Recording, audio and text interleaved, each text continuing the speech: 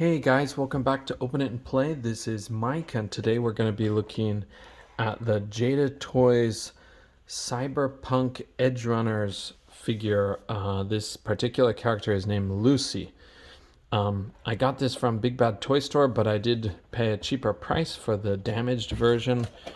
I don't have a connection to this property, Cyberpunk Edgerunners. I don't know if it's a video game, an anime, a movie, a manga. I'm not even sure what it is. But I had the idea to change this figure of Lucy into Delilah, the Spider-Man kind of minor villain from the 1990s. Delilah was like a human with super strength or enhanced strength, and she worked as kind of like the bodyguard and enforcer for the Rose, which is the son of the Kingpin, son of Wilson Fisk. So I think his name is Richard, maybe, but honestly, I forgot.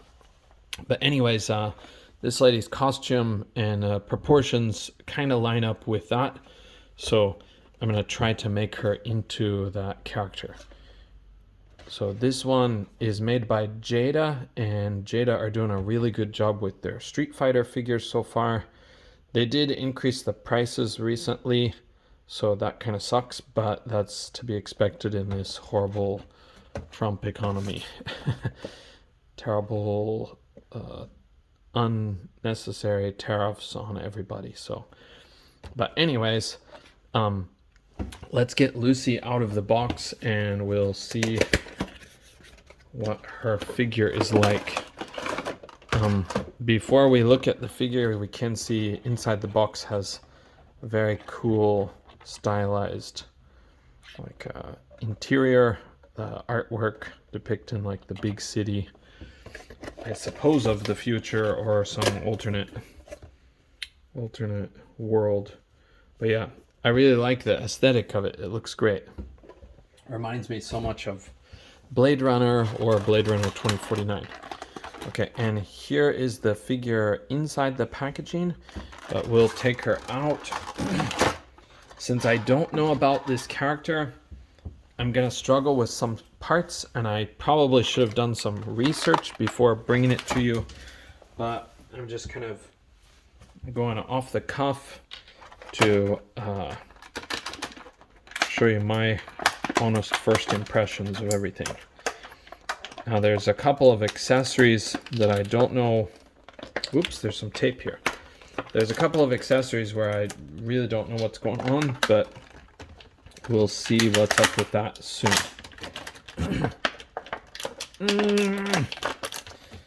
She's got this alternate head. Now you guys who are familiar with the show will be able to tell me, but what the heck are these little doohickeys? Does she have like whips on her hand maybe, or whips on her wrist or something? I thought they could be antenna of some kind, but just by looking briefly, I didn't see the place where they plug into her. They don't seem to plug in on her legs anywhere. They don't seem to plug in here anywhere.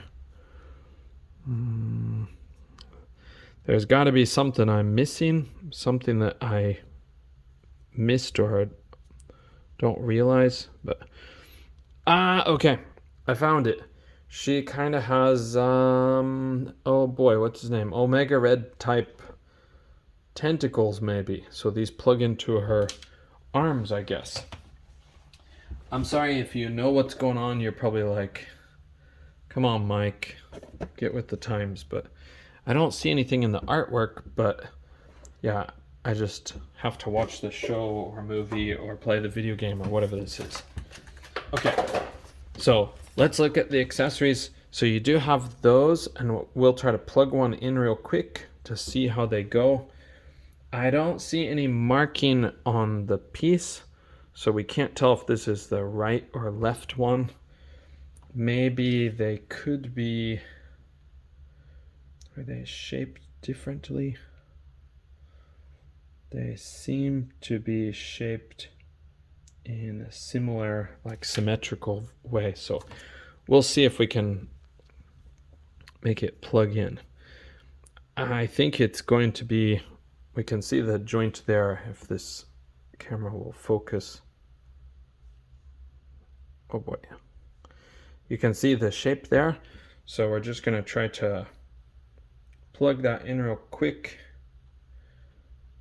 That seems to be the wrong one. And I can't tell. It's really hard to tell which one is which one. We'll just give it a shot here. Okay, so it seems to have plugged in okay, assuming I got the right one. The plastic is soft enough, so you do have to be careful when you do that. You may be able to plug in the wrong one and still get a good result. I'm going to try switching just for a minute. Okay, it was the right one. That first one is the right one, so these are a set. So I guess she has these little tentacly whippy things. Okay, and this is a nice soft goods material, so we can stretch this over it and hide it a bit. I don't know what it's supposed to look like exactly, but we can hide it completely if we want. So kind of like that. So yeah. All right. I'm going to take that off just for simplicity's sake. And let's look at the other accessories. We have a nice alternate head sculpt. It is really manga-esque, or maybe even American manga-esque. I don't know enough about the show or whatever it is, but yeah, it's not my thing. But if I could repaint those eyes, I might be able to make it look more like a traditional human. Okay, sorry, my anti-anime is showing my discrimination towards anime. She's got a couple of trigger finger hands, and she comes with a controversial smoking hand, and she comes with a regular fist. Okay, and then she does have this nice little gun. It's got some blue paint on it, so I think it probably matches the aesthetic from the show.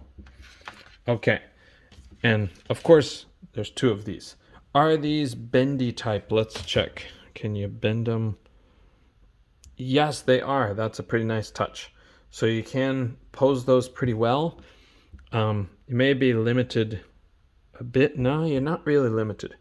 If you look at the very tip, I don't think this is going to be able to get close enough, but you can see the wire cut here. So this is done in a simple way, but it's very effective at, like, being functional. Okay, and the figure herself. So just a second, let's zoom out a little bit. Okay, so you can see the aesthetic here. She's kind of got a lot of futuristic type clothing. She's got a kind of rubbery belt here, and it plugs into this part here, so it's secure. I'll probably have to modify that because Delilah doesn't have anything like that. So yeah, it plugs in here too. Okay, and her her clothes here, I think we can take it off if we pop off. Yeah, we'll pop off those hands. Okay, take off the jacket and we'll pop the hands back in. I'm going to give her the different hands just for fun so we can see what she looks like with those. How about kind of a cheeky looking smoker hand. It's kind of like casually holding it while maybe using her hand to hold something else at the same time. But anyway, so you can see what she looks like without the jacket, and the jacket does have a little bit of a soft plasticky rubbery part here, but I did mess with this before when I was trying to preview the figure a little bit, but I think this stuff will kind of get soft, so I think you got to watch out. If you have exposure to the sun, it might quickly damage this part. The white part seems to be pretty good, but this, I don't know what it is. Is it tampography, the material that's stuck on or ironed on? So, but anyways, it's a nice touch. The soft goods is really nice. Okay, and we'll look at her posability. So her head is on a dumbbell joint, and it's on a neck that is either on a ball joint or a dumbbell. Okay, it's a dumbbell joint too. We can see inside there, but it is hard to see. So that's going to give you some pretty good posability. She can look up like that, and she can look down, not as much as you'd think, but she does have a lot of expressiveness in the way that she can pose her head and neck. Her neck does it twist. It twists very like kind of tough, but if you play with it, I think, but it seems to be pretty finicky. So okay, and then she does have a diaphragm joint here. The range is limited, but the side to side part is not too bad. Back not really at all. Forward just a tiny bit. But then she does have a ball joint at the waist, so that part is a lot better. Combining the two, she can go down about that far, back about that far. It's still relatively limited range for what I would have thought for this figure, but I don't know that much about the source material, so maybe you don't need her to be that expressive. So her shoulders are the hinged ball joint. She does have a bicep cut. It's a bit sticky, but it's not broken or anything. It's just a bit sticky.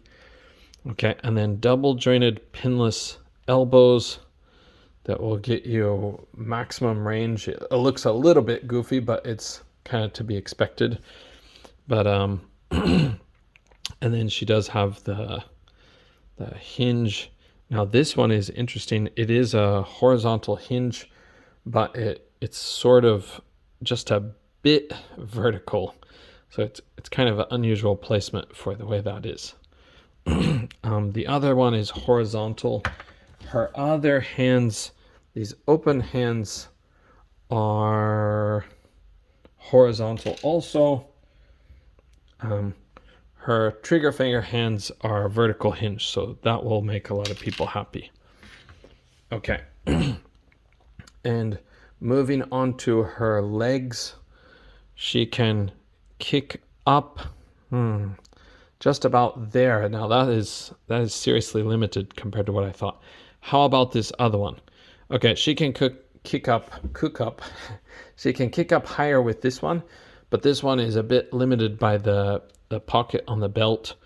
You may be able to push it, but I'm afraid I'm gonna rip some of this softer crotch plastic. So, okay, and then she does have a thigh cut here, which is well hidden, and she's got double jointed pinless knees that will go back that far. She does have a boot cut. It's not the perfect boot cut, but it's not too bad either. And then she does have the ankles with a hinge and a pivot. No toe joints, but not really necessary, I think. And she does have nice big holes in the bottom of her feet, so she will work with many kinds of stands, I think. Okay, so that was Lucy from the Cyberpunk Edgerunners, and I'm sorry I don't know that much about the show. I probably should do research before I make this kind of video, but we'll see a very quick size comparison. This is her, sorry, I hope that wasn't totally out of focus. Her alongside Captain America. Let's get her next to some female characters. My kind of customized Black Widow, sort of side by side there. So she does have a smaller stature, but I was kind of expecting that. I don't know the game, so I can't tell you much about how correct or incorrect her proportions are, but I think she's probably spot on with the artwork here. Just don't know about the height. So, okay, thank you guys for joining me on this one, and I hope to see you in the next video. Coming up will be some Marvel things. So, okay, that's it for now. Bye.